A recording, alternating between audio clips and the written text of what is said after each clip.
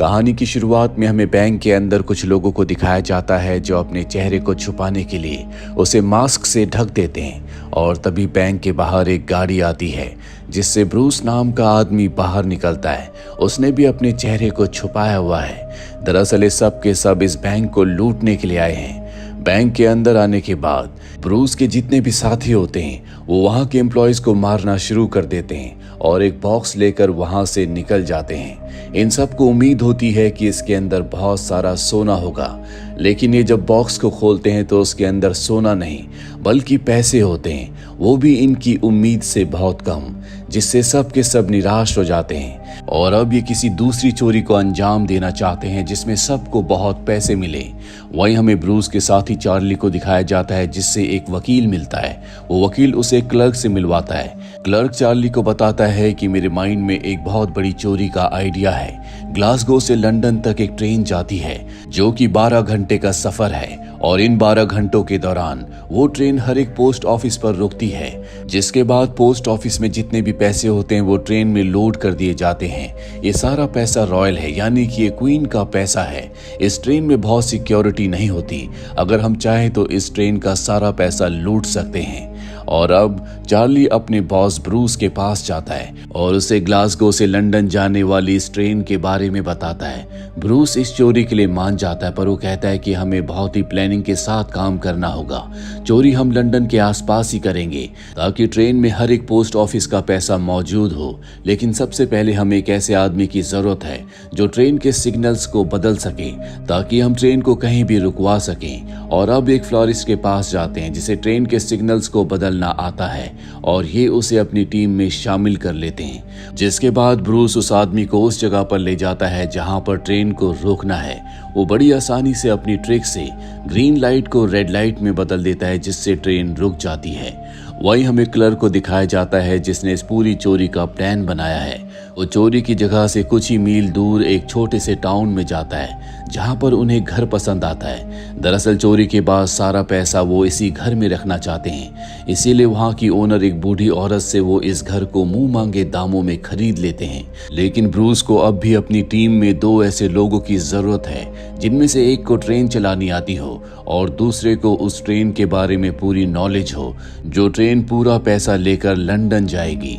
इन्हें वो आदमी मिल जाता है जिससे ट्रेन चलानी आती है और अब ये सब के सब उसी घर पर आ जाते हैं जिस घर को क्लर्क ने उस बूढ़ी औरत से खरीदा है। इनकी पूरी टीम में 15 मेंबर्स हैं। ब्रूस सबसे कहता है कि यहाँ पर कोई अपने ग्लव्स को नहीं उतारेगा। मैं नहीं चाहता कि किसी की भी उंगलियों के निशान यहाँ पर रह जाएं और हम पुलिस के लिए कोई सबूत छोड़ें। अब इन्हें अपने 16वें मेंबर का इंतजार है जो इन्हें ट्रेन के बारे में इंफॉर्मेशन देगा। जल्दी इन्हें वो 16वां मेंबर भी मिल जाता है जो ब्रूस को इंफॉर्मेशन देते हुए बताता है कि 8 अगस्त को वो ट्रेन जिसका नाम रॉयल मेल है वो ग्लासगो से शाम को 7 बजे चलेगी और अगली सुबह 7 बजे वो लंदन पहुंचेगी। इस ट्रेन में टोटल 12 बोगीज हैं, जिनमें से कुछ बोगीज के अंदर डाक विभाग का सामान है, यानी कि लोगों के लेटर्स हैं, लेकिन आखिरी 2 बोगीज के अंदर पैसे हैं। और अब वो दिन आ जाता है जब इन्हें चोरी करनी है, यानी कि 8 अगस्त सन 1963। ये सब के सब सुबह 3 बजे अंधेरे में उस ब्रिज के पास पहुंच जाते हैं जहां पर सिग्नल को बदलकर इन्हें ट्रेन को रुकवाना है। ये जगह लंदन से 40 किलोमीटर दूर है और अब ट्रेन आने वाली होती है। उससे पहले इनका साथी जिसे सिग्नल्स को बदलना आता है वो सिग्नल को बदल देता है, जिसके बाद ट्रेन रुक जाती है। पीछे से सब के सब ट्रेन में चढ़ जाते हैं। इस ट्रेन में कुछ ऐसी बोगीज भी हैं जिनमें नॉर्मल पैसेंजर्स हैं। ये उन बोगीज को ट्रेन से अलग कर देते हैं और अब इनके 2 साथी उस जगह पर आ जाते हैं जहां पर ट्रेन के पायलट्स हैं। ये उन्हें बुरी तरह से मार कर बंदी बना लेते हैं। इनकी टीम में जो मेंबर ट्रेन चलाना जानता है अब उसे उस जगह लाया जाता है जहां से ट्रेन को ऑपरेट किया जाता है, लेकिन वो ट्रेन को नहीं चला पाता। वो बताता है कि ट्रेन के इंजन में प्रेशर नहीं बन रहा। इसके बाद इस ट्रेन के असली पायलट को लाया जाता है। वो भी उसे चलाने की कोशिश करता है, लेकिन उससे भी ट्रेन नहीं चलती। ये कोयले से चलने वाली ट्रेन है क्योंकि उस जमाने में इलेक्ट्रिक ट्रेन नहीं हुआ करती थी। और अब इन्हें समझ में आ जाता है कि जब इन्होंने पैसेंजर वाली बोगीज को अलग किया था तो इन्होंने ट्रेन के प्रेशर वाले पाइप को तोड़ दिया। इनके कुछ साथी उस जगह जाते हैं और उस पाइप को रिपेयर करते हैं, जिसके बाद ट्रेन चल जाती है। है और अब ये ट्रेन को उस ब्रिज के पास ले जाते हैं जहां पर ब्रूस पहले से ट्रक्स के साथ इनका इंतजार कर रहा होता है।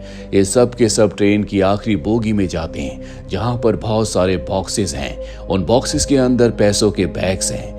ये एक चेन बना लेते हैं और उस चेन से बहुत जल्दी ये सभी पैसों के बैग्स को अपने ट्रक में लोड कर देते हैं। जिसके बाद ब्रूस ट्रेन के पायलट को कहता है कि अगर तुमने आधे घंटे से पहले ट्रेन को रोका तो मैं तुम्हें ढूंढकर कभी भी कहीं भी मार दूंगा। दरअसल उसने पायलट को धमकी दी होती है और अब ये सारे पैसों को लेकर उसी घर में आ जाते हैं जिस घर को इन्होंने इसी काम के लिए खरीदा था। ये सारा का सारा पैसा घर के अंदर ले आते हैं। ब्रूस पिछले 60 दिनों से लगातार इस प्लान पर काम कर रहा था, इसीलिए बहुत ज्यादा थक गया है। वो सोने चला जाता है, पर अगली सुबह जब वो उठकर आता है तो देखता है कि घर में पैसों का अंबार है। ये इतने पैसे होते हैं जिन्हें गिनना नामुमकिन है। ब्रूस को समझ में आ जाता है कि उन्होंने कितनी बड़ी चोरी की है और सरकार इन्हें इतनी जल्दी नहीं छोड़ेगी, क्योंकि ये क्वीन का पैसा है, ये रॉयल ट्रेजर है। इनके साथ जो बूढ़ा ट्रेन ड्राइवर होता है, ये उसे उसका हिस्सा देकर यहाँ से रवाना कर देते हैं। जल्दी चोरी की खबर पूरी दुनिया में आग की तरह फैल जाते हैं, क्योंकि ये क्वीन का पैसा है। इतनी बड़ी चोरी कभी नहीं हुई। रेडियो पर ब्रूस सुनता है कि किसी आदमी ने ब्रिज के पास आर्मी के ट्रक्स को देखा था, जिसका मतलब ये है कि जिन लोगों ने चोरी की है वो आर्मी के ट्रक में पैसा लेकर गए हैं। इसीलिए ब्रूस अपने साथियों के साथ मिलकर उस ट्रक को एक नॉर्मल ट्रक में पेंट कर देता है।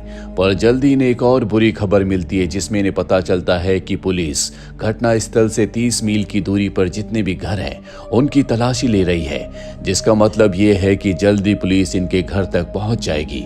ब्रूस अपने साथियों के साथ मिलकर यहाँ पर जितने भी सबूत होते हैं उन सब को जला देता है। सबको उनके हिस्सों के पैसे मिल जाते हैं।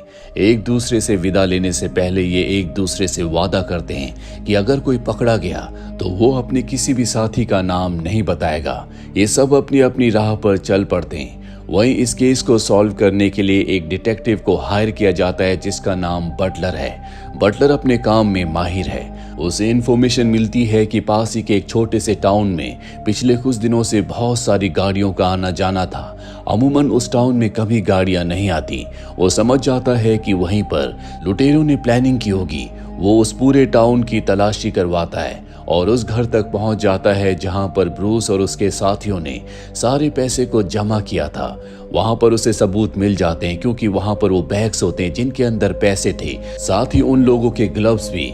यहाँ पर कुछ लोगों ने कभी ग्लव्स नहीं पहने थे, इसीलिए उनके फिंगरप्रिंट्स के निशान भी वहां पर होते हैं। जो सामान उन्होंने जलवाया था वो सामान भी पूरी तरह से नहीं जला था, इसीलिए बटलर के पास अब बहुत सारे सबूत हैं। घर के अंदर इन्हें एक लॉकेट भी मिलता है जो उसी फ्लारिस्ट का है जिसने ट्रेन के सिग्नल को बदलकर ट्रेन को रुकवाया था। ये उस लॉकेट की मदद से उसके घर तक पहुंच जाते हैं, जहां पर इन्हें वो पैसे भी मिल जाते हैं जो ट्रेन से चोरी हुए थे।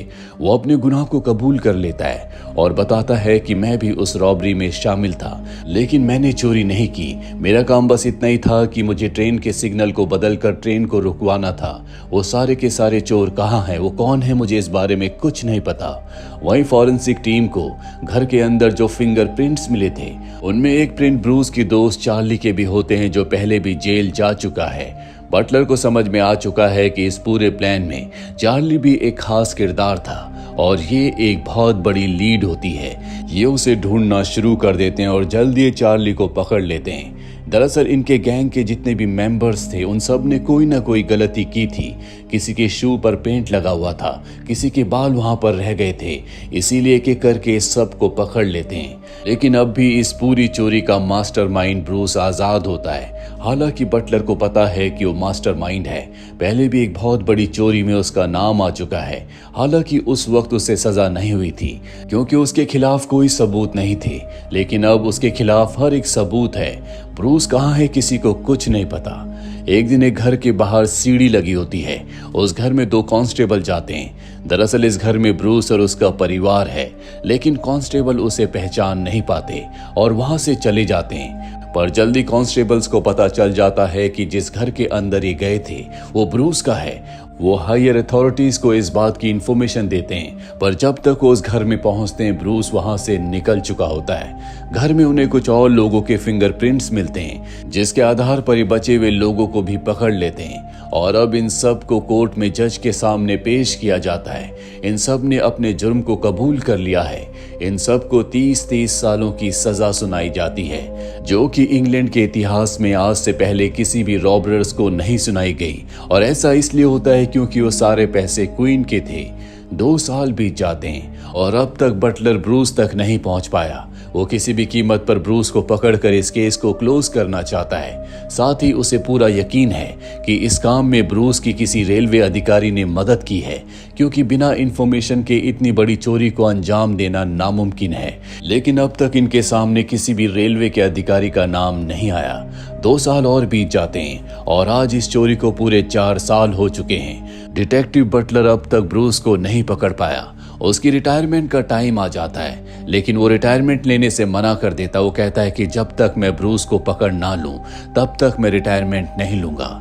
और एक दिन उसे किसी अनजान शख्स का कॉल आता है, जो बटलर को उस घर का पता बता देता है जहां पर ब्रूस छुपा हुआ है। बटलर अपनी टीम के साथ उस घर में जाकर ब्रूस को गिरफ्तार कर लेता है। ये कॉल किसने किया, क्यों किया, इस बारे में कभी पता नहीं चल सका और ब्रूस को भी सजा हो जाती है। लेकिन अब तक बटलर को उस रेलवे अधिकारी का पता नहीं चला जो इनकी टीम में शामिल था। दरअसल ये उसका सिर्फ एक शक है। बटलर रिटायरमेंट ले लेता है। सबसे हैरानी की बात यह होती है कि ट्रेन से जितने पैसे चोरी हुए थे, पुलिस उसका 10% ही बरामद कर पाई थी। बाकी पैसा कहाँ गया पुलिस को कुछ नहीं पता। इसीलिए सन 1971 में इंग्लैंड की पूरी करेंसी को बदल दिया जाता है, जिसका मतलब ये है कि वो करेंसी जो चोरी हुई थी अब वो कागज के समान है, उसकी कोई कीमत नहीं है। पुलिस को अच्छे से पता था कि इतनी बड़ी करेंसी को कोई भी इंसान यूज नहीं कर सकता। अब कई साल बीत जाते हैं। 16 लोगों में से 12 लोगों की मौत सजा के दौरान ही हो जाती है। 4 लोग रिहा हो जाते हैं, जिसके बाद ब्रूस के पास कुछ फिल्म मेकर्स आते और कहते हैं कि हम तुम्हारी कहानी पर, तुम्हारी चोरी की जो वारदात थी उस पर एक डॉक्यूमेंट्री बनाना चाहते हैं, लेकिन हम ये तभी बनाएंगे जब हमें तुम पूरी सच्चाई का बताओगे। उनका मतलब उस रेलवे अधिकारी से भी था जो कि इस पूरे के पूरे प्लान का सबसे बड़ा मास्टरमाइंड था। ब्रूस उनकी बात मान जाता है। दरअसल ब्रूस ने उस रेलवे अधिकारी से वादा किया था कि वो उसका नाम कभी नहीं बताएगा, इसीलिए उसने उसका नाम कभी नहीं बताया। पर अब उस अधिकारी की मृत्यु हो चुकी है, इसीलिए ब्रूस उसका नाम बताने के लिए तैयार हो जाता है, जिसके बाद इस सच्ची घटना पर डॉक्यूमेंट्री बनती है। लेकिन आज तक ये पता नहीं चल पाया कि उस 90% पैसे का क्या हुआ, जो पुलिस को, सरकार को कभी मिला ही नहीं। आपको क्या लगता है, क्या करेंसी बदलने से पहले उस सारे पैसे को इस्तेमाल कर लिया होगा या वो सारा पैसा रद्दी बन गया होगा? कमेंट बॉक्स में जरूर लिखें। उम्मीद करते हैं कि ये सच्ची कहानी आपको पसंद आई होगी।